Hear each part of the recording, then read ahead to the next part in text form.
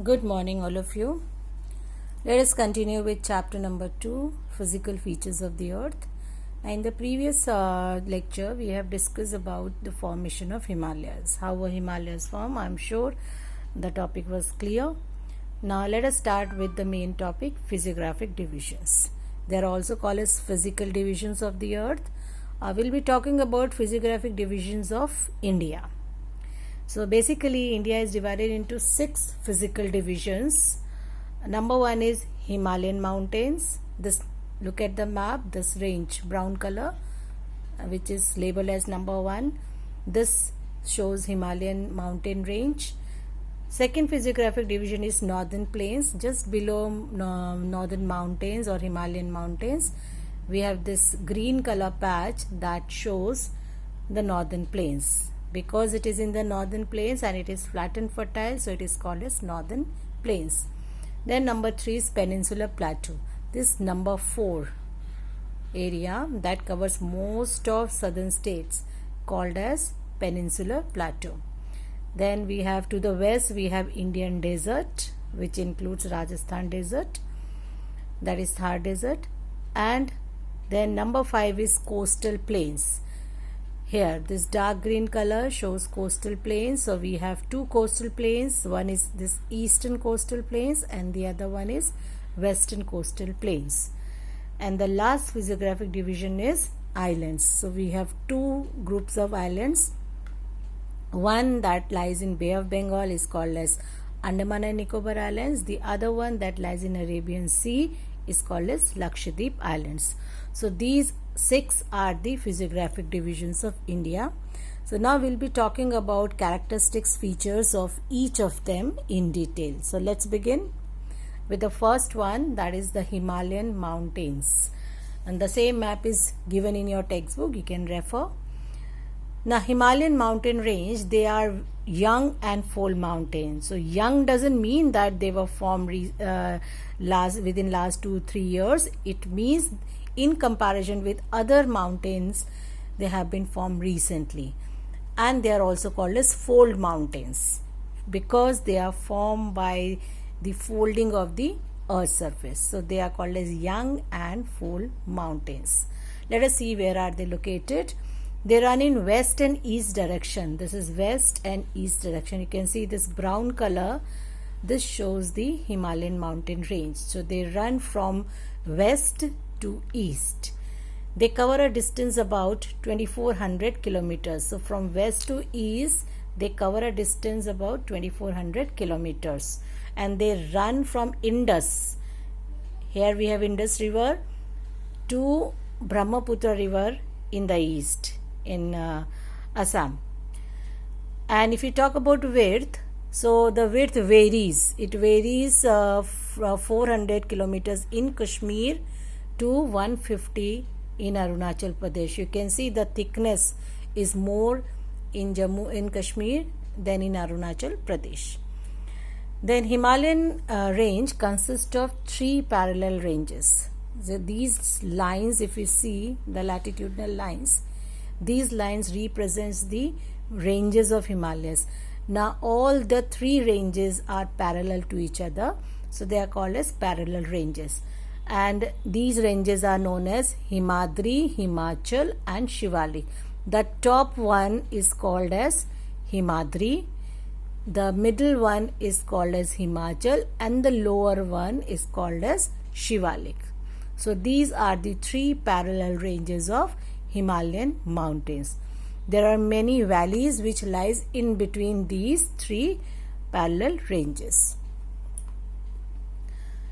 Now let's see the characteristics of all the 3 parallel ranges. They are also called as longitudinal divisions of Himalayas or from north to south. If we ask which are the north to south divisions of Himalaya, then you can name that Himadri, Himachal and Shivaliks. So we'll first talk about the most important range, the innermost layer of Himalayas, that is Himadri, the top one, this Himadri. Okay, now this range consists of lot of loftiest peak. It means lot of high peaks are located in this range. like we have Mount Everest, Kanchenjunga here.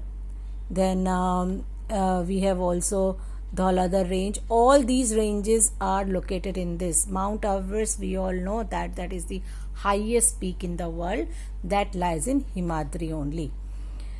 Then it contains all the prominent Himalayan peaks which just now I have told you. The average height of this range is around 6,000 meters. So the height of this Himadri range is 6,000 meters. The core of this part is composed of granite rock. Core means the interior part. So interior part of Himadri range is made up of granite rocks, and they are also known as Greater Himalayas. This range is also called as Greater Himalayas or Inner Himalayas. As it is located on the high altitude, it is permanently snowbound, permanently snow covered, and lot of glaciers like Siachen Glacier, which is located here, that is found here. Along with the glaciers, we have several mountain passes, like we have Nathula Pass, Jozila Pass. All are located in this Himadri range. So this is all about the first range of Himalaya. Now the second range, which is called as Himachal range, the center one, this is Himachal range. Okay, it lies to the south of Himadri.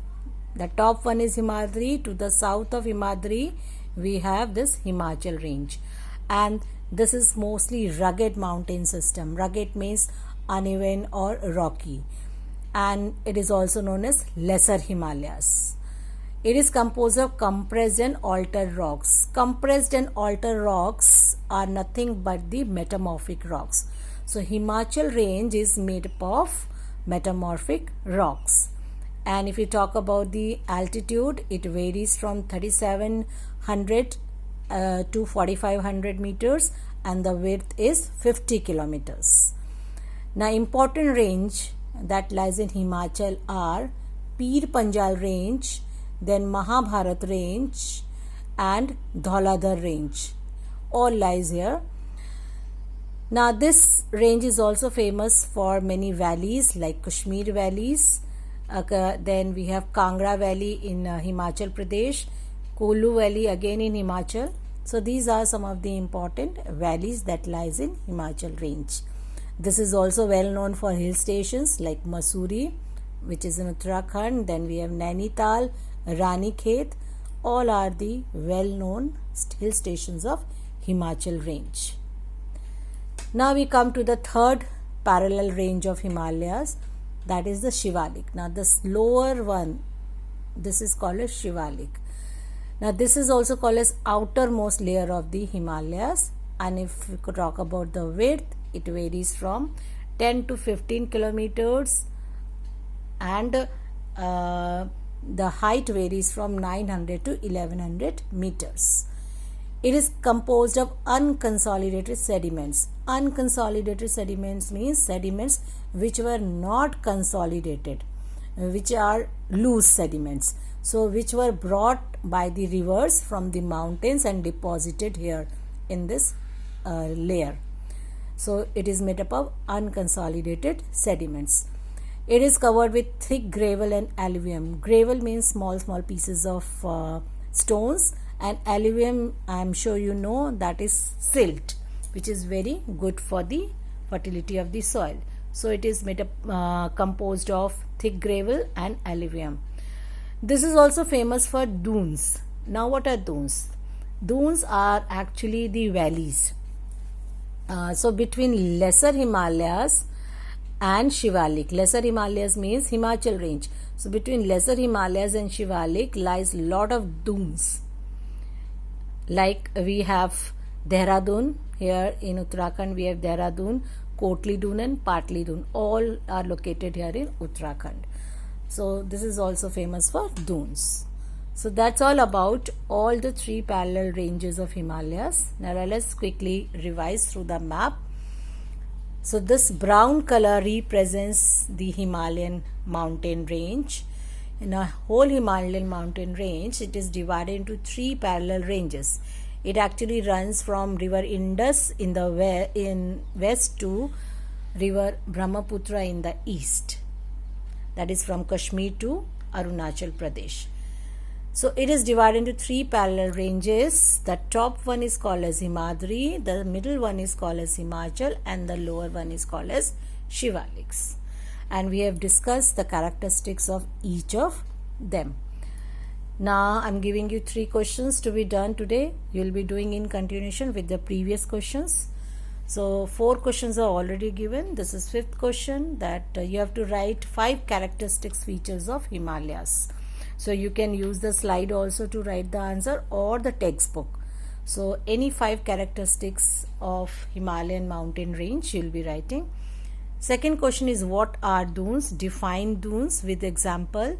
And the third question, which you'll have to do in columns, is that write the characteristics of Himadri, Himachal and Shivalik. So you will be making 3 columns in your classwork or in your notebook, whichever notebook you are using. So make 3 columns. If it fits in 1 page, okay, otherwise you can take 2 pages together.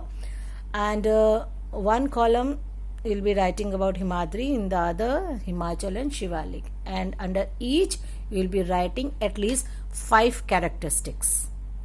I'm sure this is clear. If any doubt, you can ask me in the group. And please revise the topics taught today from your textbook. Thank you.